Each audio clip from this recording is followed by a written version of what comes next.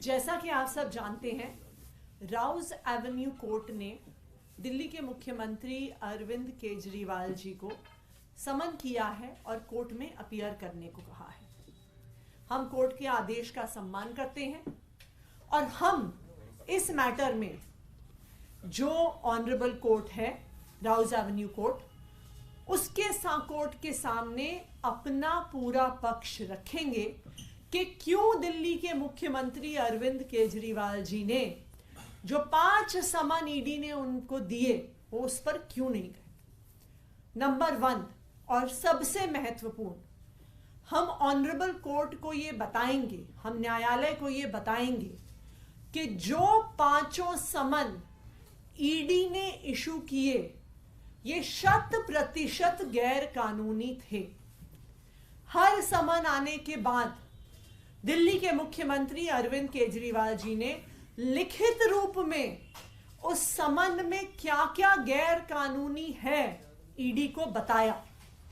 ED से कई सवाल पूछे, लेकिन कभी भी ईडी का इनमें से किसी भी मुद्दे पर जवाब नहीं आया और ना ही 5 चिट्ठियों के बावजूद ईडी ये साबित कर पाई कि उनके समन्स गैर कानूनी नहीं है, उनके समन्स इल्लीगल नहीं है। तो ये जैसा कहते हैं कि प्रत्यक्ष ही प्रमाण है। ईडी का इन चिट्ठियों को जवाब ना देना ये बात दिखाता है कि ईडी के पास कोई आधार नहीं है इन समन्स की लीगैलिटी को प्रूव करने का। दूसरी बात, हम राउज एवेन्यू कोर्ट को यह भी पूरा सीक्वेंस बताएंगे कि किस तरह से पहले Bharatiya Janata party press conference करती है, प्रेस कॉन्फ्रेंस में कहती है कि अरविंद केजरीवाल जेल जाएंगे। भारतीय जनता पार्टी ये कहती है कि ईडी अरविंद केजरीवाल को अरेस्ट करने वाली है और भारतीय जनता पार्टी की प्रेस कॉन्फ्रेंस के तुरंत बाद ईडी का समन आ जाता है। ये क्या दिखाता है? ये दिखाता है कि ये समन किसी लीगल आधार पे नहीं भेजा जा रहा, ये समन किसी जांच के लिए नहीं भेजा जा रहा, ये एक राजनीतिक साजिश है जिसके तहत ये कोशिश की जा रही है कि दिल्ली के मुख्यमंत्री अरविंद केजरीवाल जी को ईडी के ऑफिस बुला के अरेस्ट कर लिया जाए। ऐसा कैसे हो जाता है कि एक दिन भारतीय जनता पार्टी की प्रेस कॉन्फ्रेंस होती है, उसके अगले दिन एक समन आ जाता है।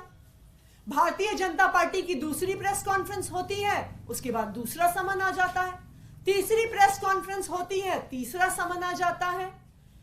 तो जो इन समन्स का भारतीय जनता पार्टी की प्रेस कॉन्फ्रेंसेस के साथ कोरिलेशन है और जो अरविंद केजरीवाल जी को अरेस्ट करने की, गिरफ्तार करने की साजिश है, यह भी हम कोर्ट के सामने रखेंगे। तीसरी बात जो हम माननीय न्यायालय के सामने रखेंगे, ये सवाल जो हम ईडी से बार बार पूछ रहे हैं कि 2 साल से इस तथाकथित शराब घोटाले की जांच चल रही है, ऐसा क्या हो गया कि जस्ट लोकसभा चुनाव से पहले समन पे समन, समन पे समन, समन पे समन भेजे जा रहे हैं।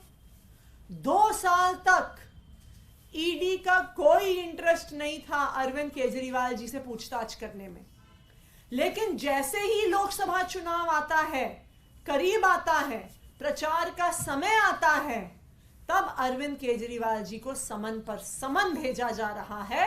तो हम माननीय न्यायालय के सामने अपनी गहरी शंका को रखेंगे कि यह समन अरविंद केजरीवाल जी को अरेस्ट करने के लिए और उनके प्रचार को रोकने के लिए है।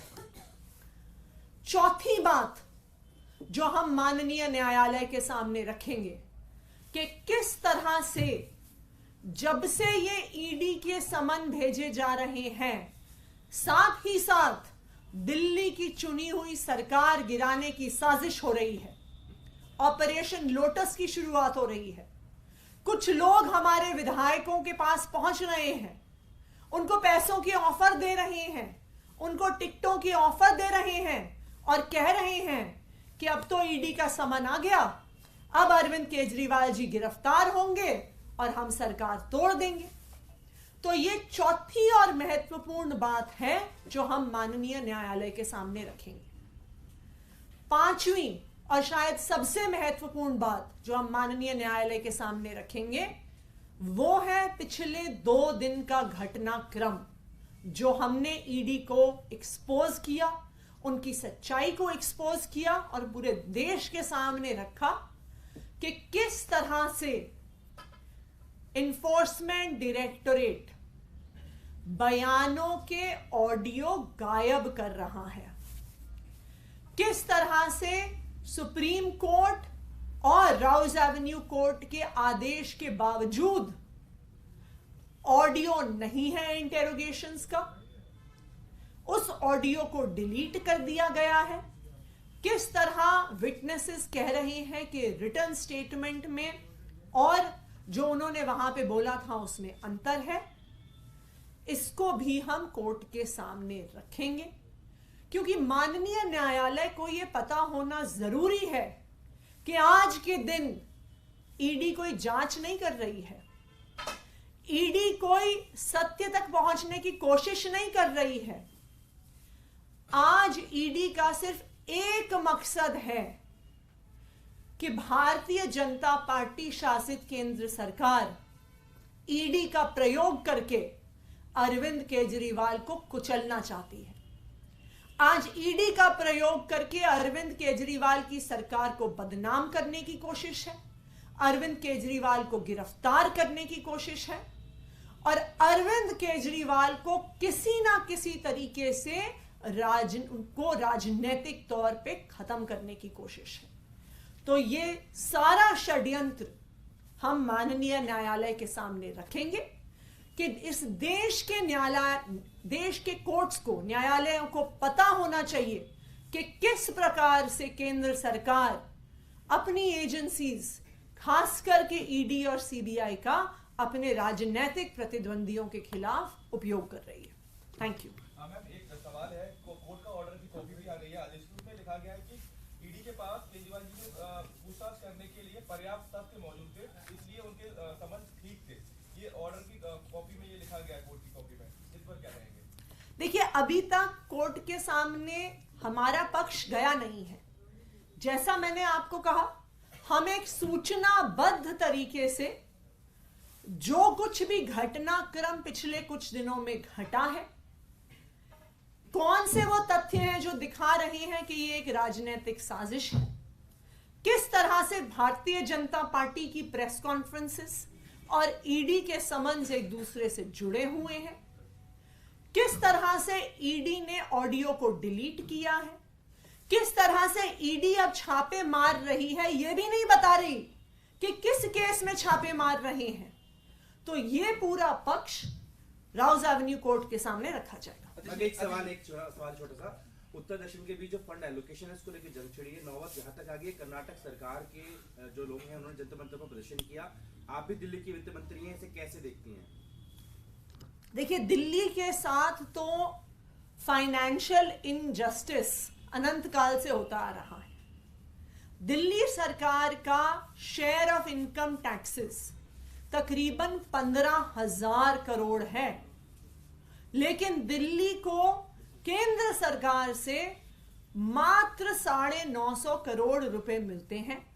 और मैं आपकी सूचना के लिए आपको यह भी बता दूं कि करंट फाइनेंशियल ईयर 2023-24 में भी ये चिल्लड़ भी जो केंद्र सरकार दिल्ली के लोगों को देती है वो भी उन्होंने नहीं दिया है। तो ये भारतीय जनता पार्टी शासित केंद्र सरकार का तरीका है कि जहां जहां विपक्ष है उनको किसी ना किसी तरीके से टारगेट करते हैं।